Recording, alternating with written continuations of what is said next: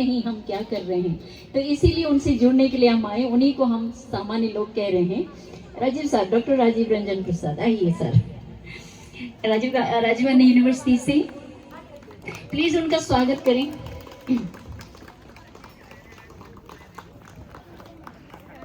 तो हमारे पीछे ये उद्देश्य है और आज हमारे लिए बहुत बड़े गर्व की बात है कि हमारे द्वैमुख क्षेत्र से, विधानसभा क्षेत्र से एक ऐसे नेता जो पूरे राष्ट्रीय स्तर पर जिन्होंने अपना नाम कमाया, दिल्ली तक हमारी आवाज़ को पहुंचाया और बहुत ही दमदार तरीके से और बहुत बहुत सफल नेता के रूप में द्वैमुख ने उनको पाया।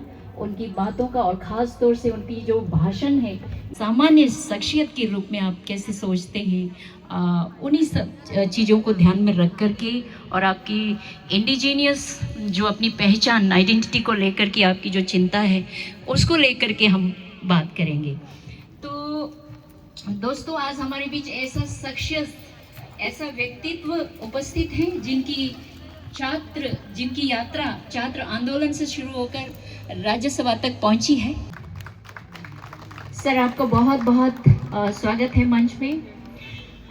थैंक यू, बहुत धन्यवाद, शुक्रिया।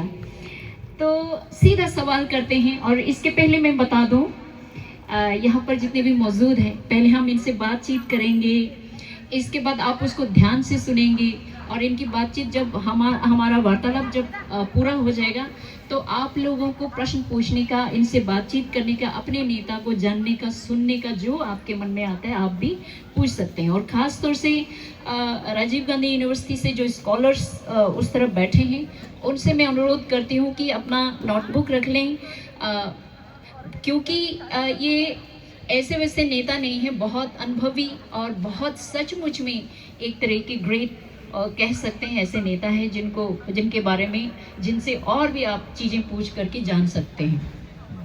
तो चलिए आपसे सीधा सवाल करते हैं। अगर आप राजनीति में नहीं होते तो आज क्या होते? वकील या अभी भी छात्र नेता होते? क्योंकि आप देख रहे हैं आजकल बहुत बड़ी उम्र के लोग भी अभी भी छात्र नेता बन रहे हैं। मैं सबसे पहले योकम के अवसर पर सबको शुभकामनाएं देना चाहूँगा, बधाई देना चाहूँगा, ठीक है ना? ओके। और जो जाजिंग जा टीम आप जो बोल रहे थे, ये पहले बार नहीं, लास्ट ईयर भी शायद आपने किए थे। ऐसा नहीं किया। हाँ, उस मंच में मैं भी था। और मैं चाहूँगा थोड़ा आपका जो हिंदी है ना,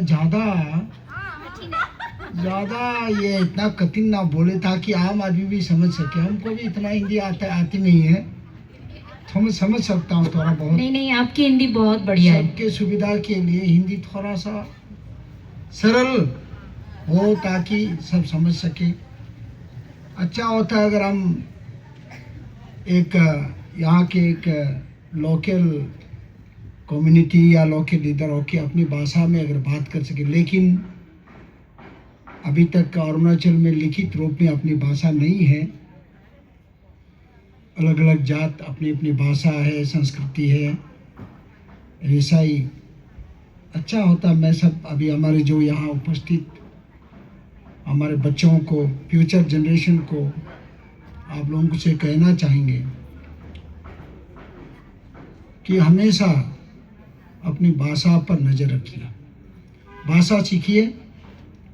और जिस दिन हम अपनी भाषा भूल जाएंगे, अपनी संस्कृति भूल जाएंगे, उस दिन से समाज गायब होगा।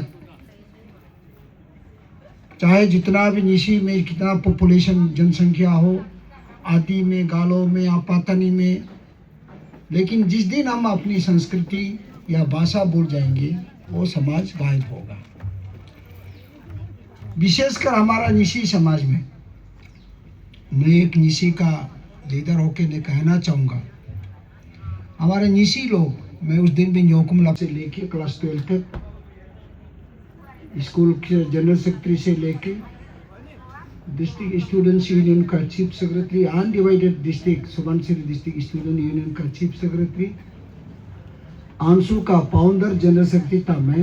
ये का आंसू तो मैंने बनाया था जिस उद्देश्य JN कॉलेज में, बल्कि जबकि मुझसे भी बहुत सीनियर थे।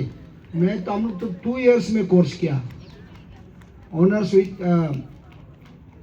इंग्लिश ऑनर्स किया था 2 इयर्स में JN कॉलेज से अंदर पंजाब यूनिवर्सिटी। उसके बाद LLB किया। तो आंसू हमने बनाया था। इट वॉज माई ऑन, मेरा एक कॉन्सेप्ट था। एवरीथिंग उसका प्रियम्बल हो, जब कुछ हो, सब मैंने बनाया था। वर्किंग जो इंटरिम कमेटी का जनरल सेक्रेटरी मैं ही था। और ये हमारा चुकुता का MA graduate of Delhi university. पढ़ाई से हम लोग पूरा डिटेच हो गया। But I would have been good advocate, may not be prominent eminent lawyers like जो बड़े बड़े ये है, ऐसा नहीं होने से भी I would have gone for legal profession। और हमें यकीन है आप उसमें भी बहुत सफल होते हैं। Coincidence obviously I think coincidence हो गया। ये तो कुछ तो नहीं लग रहा है ना, इसलिए fortunately and unfortunately I have come। तो I will still not say कि I will